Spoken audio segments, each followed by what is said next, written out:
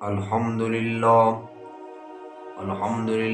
وکفا والصلاة والسلام علی سید الرسل وخاتم الانبیاء اما بعد فاعوذ باللہ من الشیطان الرجیم بسم اللہ الرحمن الرحیم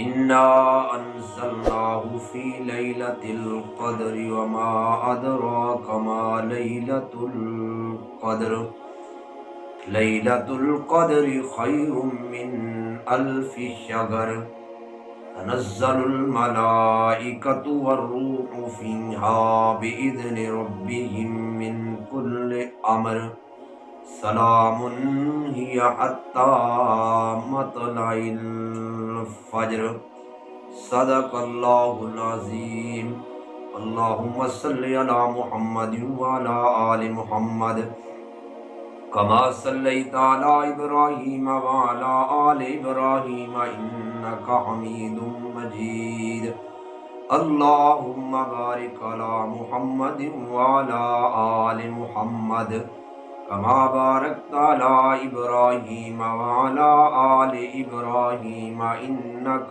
حمید مجید۔ سامعین محترم، ذی وقار حاضرین مجلس، ارادہ ہے اللہ تعالیٰ کے فضل و کرم سے اور اس کی رحمت اور اس کی برکت سے کہ لیلۃ القدر کی فضیلت بیان کریں۔ انشاءاللہ العزیز ضرور میں اس کو بیان کروں گا، لیکن اس سے پہلے اللہ رب العزت کے محبوب پیغمبر امام الانبیاء صلی اللہ علیہ وسلم کی ایک بہت ہی پیاری حدیث ہے جو اللہ رب العزت کے پاک پیغمبر نے اپنی زبان مبارک سے بیان فرمائی۔ میرے دوستو، ایک بات یاد رکھنا، ساری کائنات جھوٹی ہو سکتی ہے، ہر چیز کے اندر شک و شبہ ہو سکتا ہے، لیکن جو لفظ میرے حبیب کی زبان مبارک سے نکلے ان کے اندر ذرہ برابر بھی فرق نہیں آ سکتا۔ اس کی وجہ یہ ہے جو کچھ اللہ بتاتے ہیں، اللہ کے نبی صلی اللہ علیہ وسلم وہ اپنی امت تک اسی طرح پہنچا دیتے ہیں۔ اللہ کے پاک پیغمبر امام الانبیاء صلی اللہ علیہ وسلم کی حدیث پاک کیا ہے؟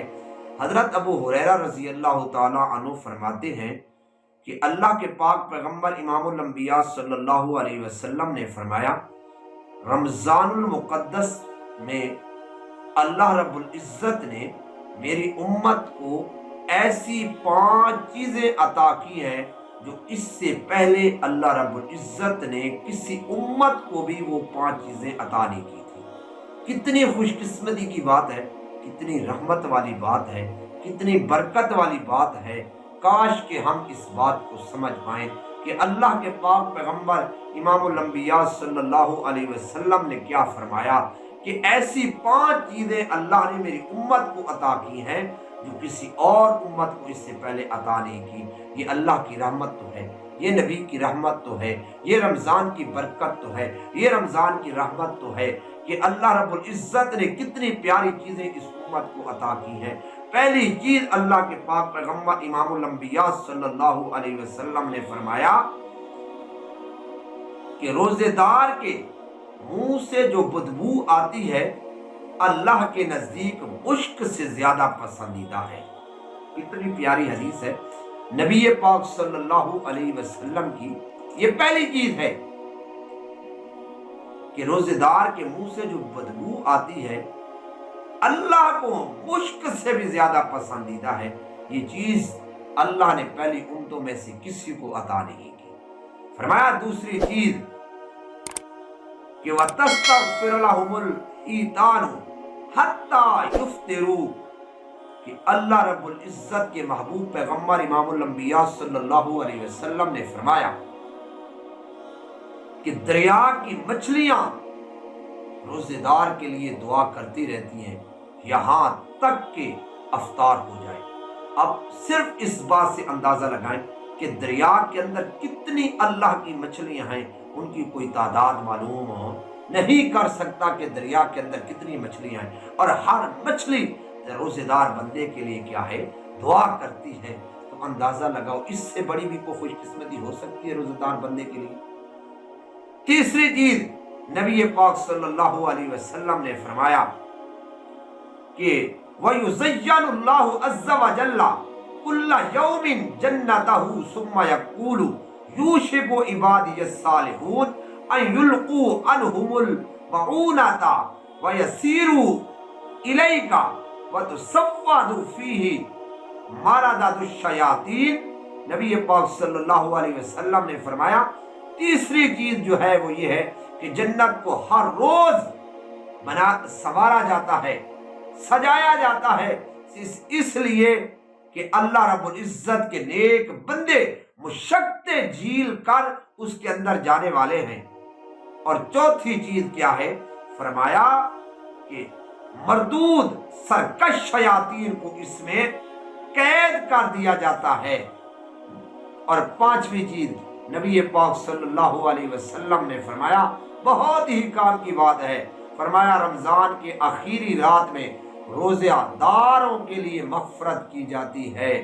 صحابہ کرام رضوان اللہ تعالی علیہ مجمعین نے عرض کیا کہ یہ شب مغفرت ہے، شب قدر ہے؟ فرمایا نہیں، بلکہ دستور یہ ہے کہ مزدور کو کام ختم ہونے کے وقت اس کی مزدوری دی جائے۔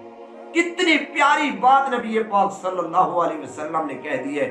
خدا کی قسم ایک ایک لفظ میرے پیغمبر کا، ایک ایک حرف میرے پیغمبر کا، موتی بھی اس کا مقابلہ نہیں کر سکتے، ساری کائنات کی بناوٹ بھی اس کا مقابلہ نہیں کر سکتی۔